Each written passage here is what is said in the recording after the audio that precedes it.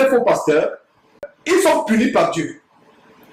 Voici, mes frères et sœurs, 11 ans que le ministère de Jésus-Christ, le ministère de Jésus-Christ TV expose les faux pasteurs. La première vidéo d'énonciation de Jésus-Christ TV, c'était en juin 2011. Plus de 11 ans, jour pour jour, nous dénonçons ces choses. Plus nous dénonçons, plus ces faux pasteurs poussent comme des champignons à gauche à droite. Et après, Nzoma Emmanuel, au cas où il est bouclé au gros bouquet, il y aura d'autres. Il y a plein d'autres, il y a plein qui sont pleins à Libreville, au Gabon, non seulement au Gabon, mais à travers le monde. En tout cas, nous devons comprendre une chose.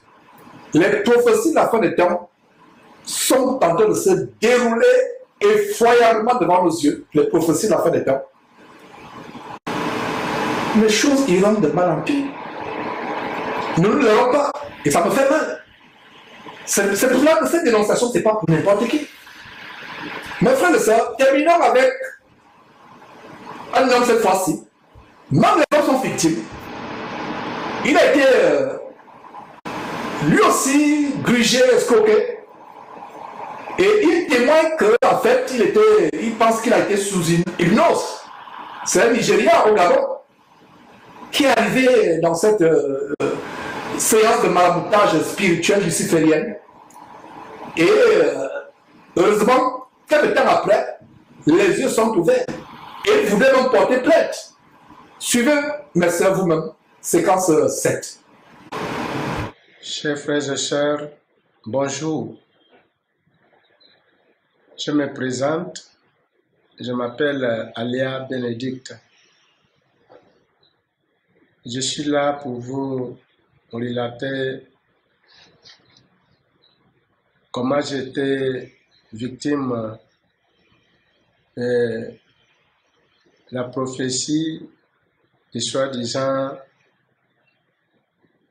prophète Emmanuel Nzoma, qui était ici à Mwanda.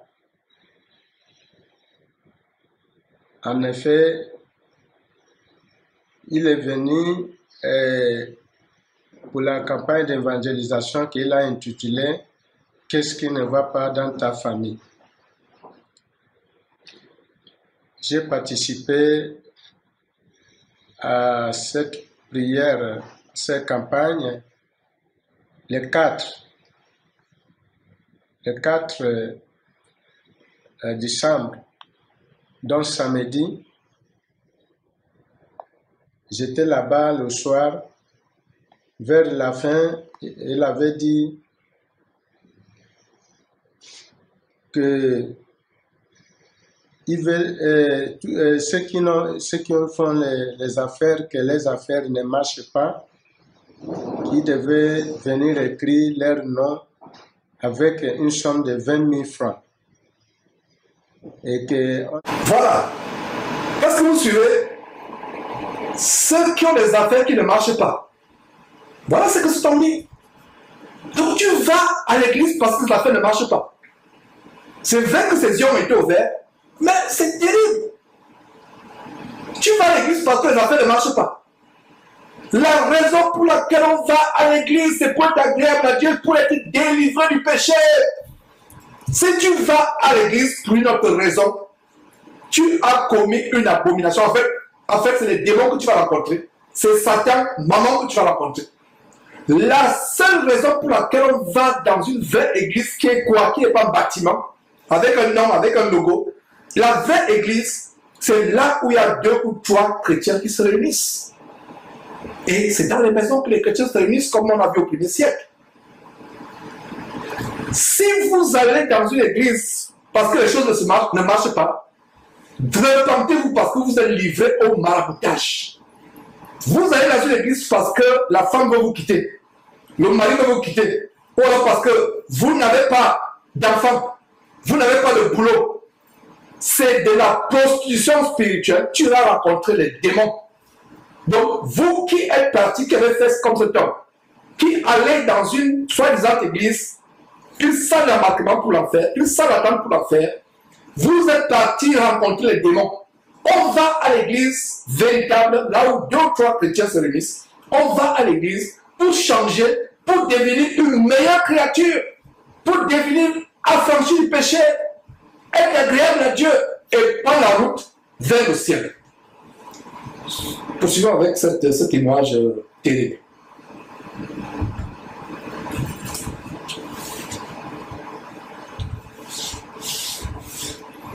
Il devait prier pour eux les mercredis. Comme c'est pour cela que j'étais parti, je suis allé après, à la fin de la prière, j'étais parmi ceux qui sont rentrés et ils demandaient qu'ils voulaient 500 personnes. J'étais rentré avec un frère qui a écrit, ils nous ont donné les feuilles. Ils nous ont donné les feuilles d'écrire les noms. On a commencé à écrire les noms. Tu mets les noms, tu mets les numéros de ton téléphone et puis tu mets les montants. Arrivé à mon tour, je n'ai pas 20 000, j'ai mis 10 000. Et que la prière devait se passer mercredi. C'est comme ça qu'on est rentré. Donc dimanche, j'allais à la réunion, notre réunion que nous on fait chaque premier dimanche du mois, qui s'est passé à Franceville, puisque c'est une réunion rotative, une réunion de famille. Donc j'étais sur la route de Franceville lorsque mon téléphone a sonné. J'ai décroché. On me demande, c'est vous, Alia Bénédicte? Je dis oui. Vous avez participé à la prière samedi à la salle polyvalente? J'ai dit oui. Vous avez écrit votre nom pour qu'on prie sur vous? J'ai dit oui. Il me dit, vous parlez avec les prophètes. J'ai dit d'accord, prophète. Il me dit, maintenant, vous avez quel problème exactement? Je lui ai dit, j'ai le problème, mes affaires ne marchent pas. Voilà pourquoi j'ai mis les noms. Mes affaires ne marchent pas. Il me dit, c'est une prière de famille. Est-ce que tu vas venir le dimanche là avec la famille pour qu'on prie sur vous? J'ai dit, bon, je suis Nigérien, je suis là avec ma femme, avec l'enfant, ma petite fille. Donc, il m'a demandé le nom de ma femme, je lui ai donné. Il a demandé le nom de l'enfant, je lui ai donné. Il me dit, maintenant, vous n'avez pas un autre problème. Je lui ai dit, j'ai un autre problème, c'est d'avoir des enfants.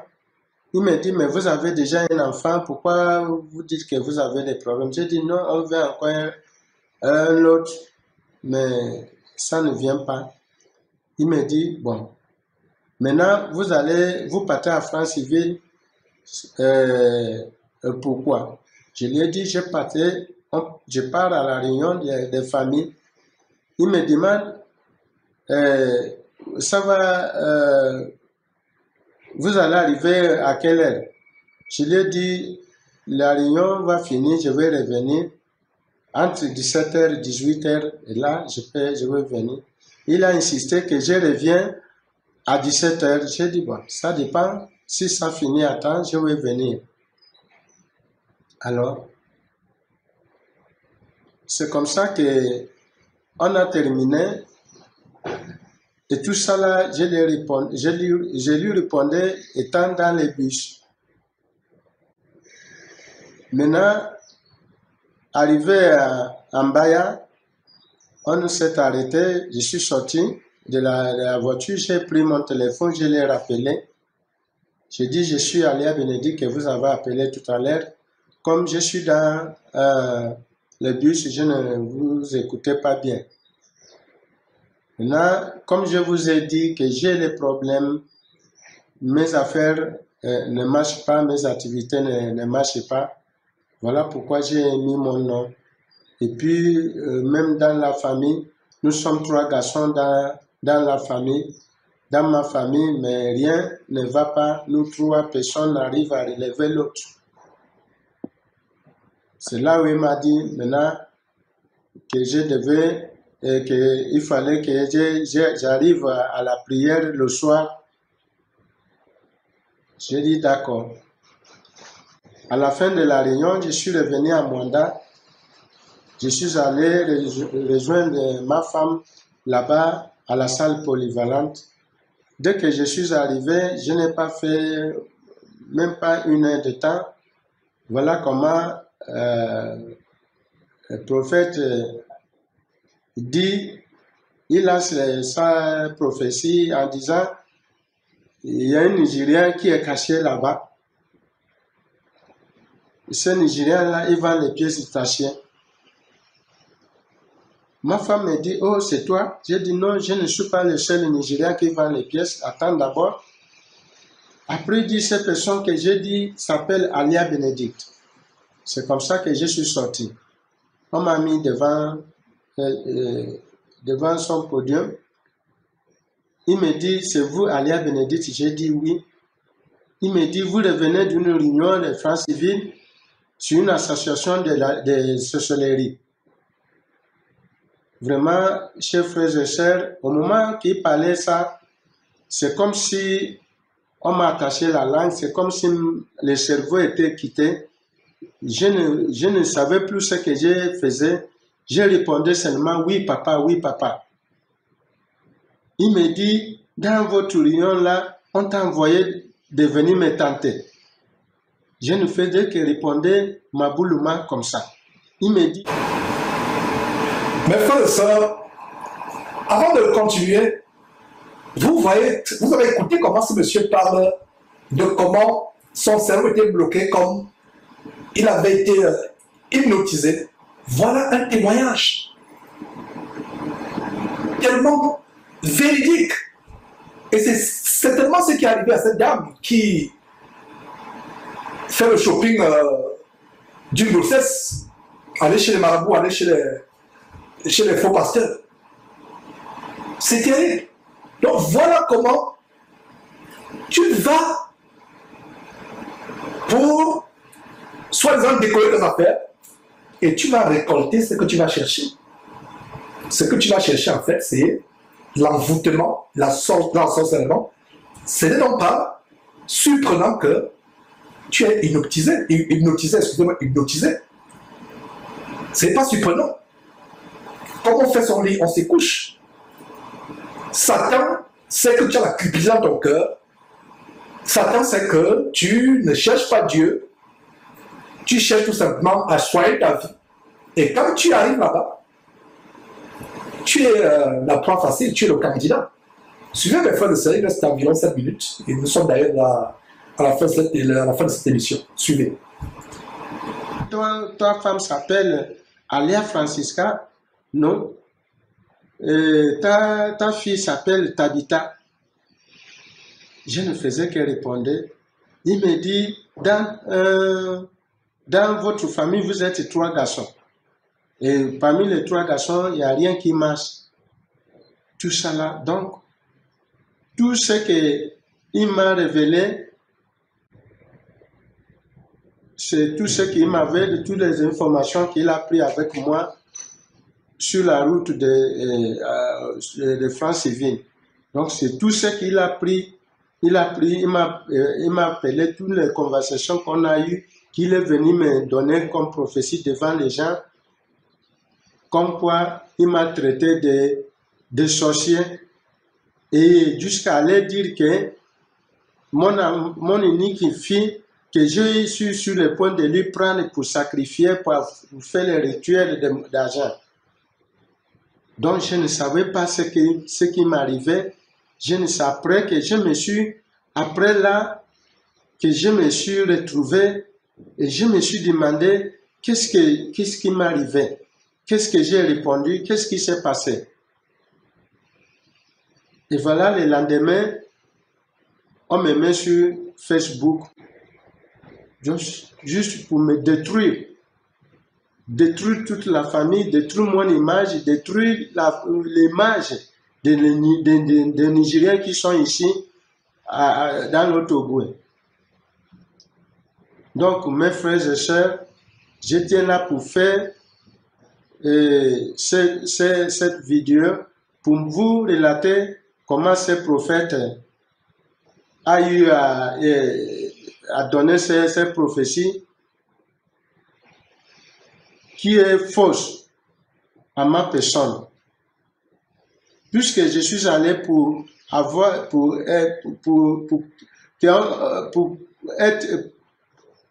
mes problèmes et que j'ai mis le nom, la prière devait passer mercredi. Et pourquoi il m'a appelé dimanche pour me demander toutes ces informations qu'il a eu à relater devant le monde. Et comme quoi, ils m'ont mis sur Facebook, je suis devenu un sorcier, je suis devenu un ritualiste. Donc, il a détruit mon image. Je tiens là pour faire cette vidéo pour vous montrer que ce prophète, il n'est pas un prophète de Dieu. Il n'est pas un prophète de Dieu et tout ce qu'il fait est faux.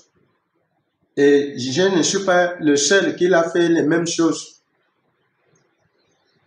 Donc, on est parti pour les problèmes. Il m'a collé les problèmes et que je ne sais pas comment ça va être lavé sur ma personne. Donc, il a détruit mon image. Il m'a détruit mon nom, la famille.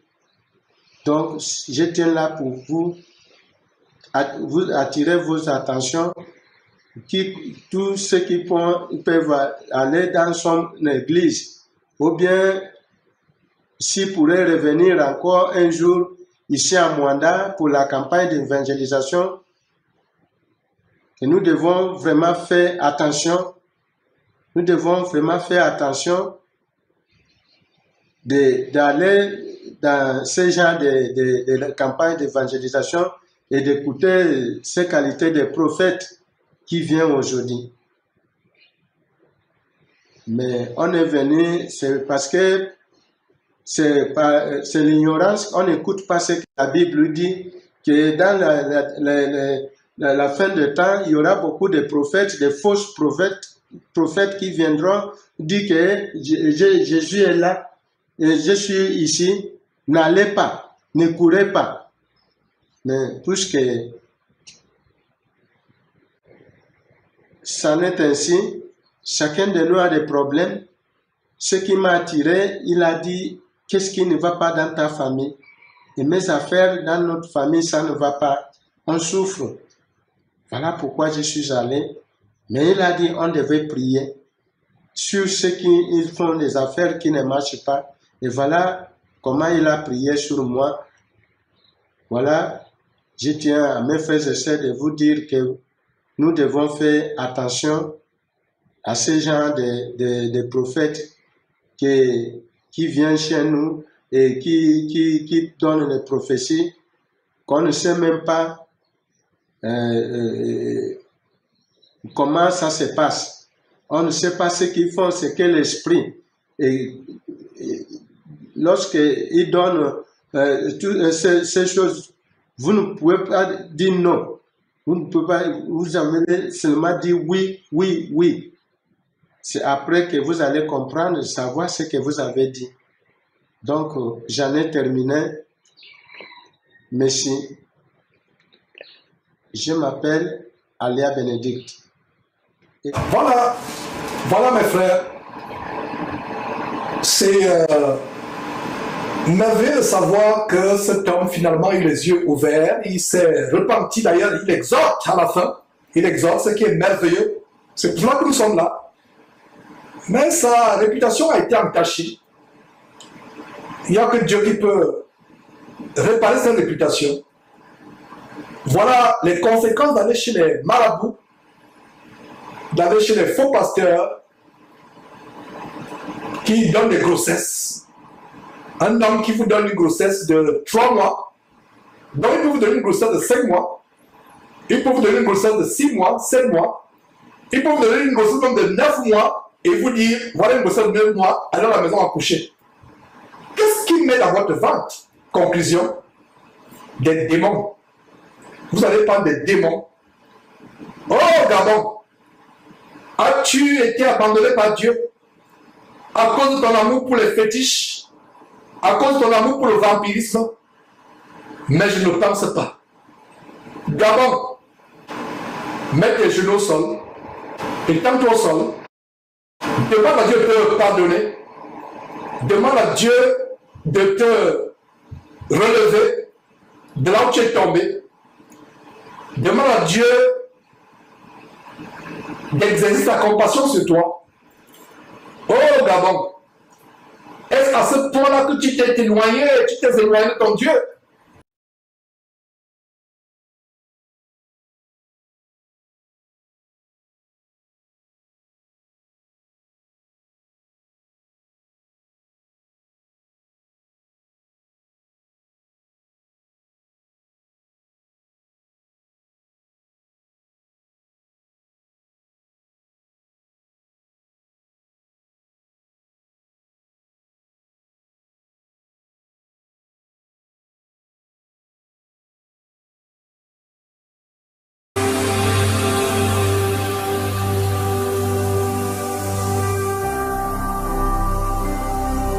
Jésus-Christ TV, vous connaîtrez la vérité et la vérité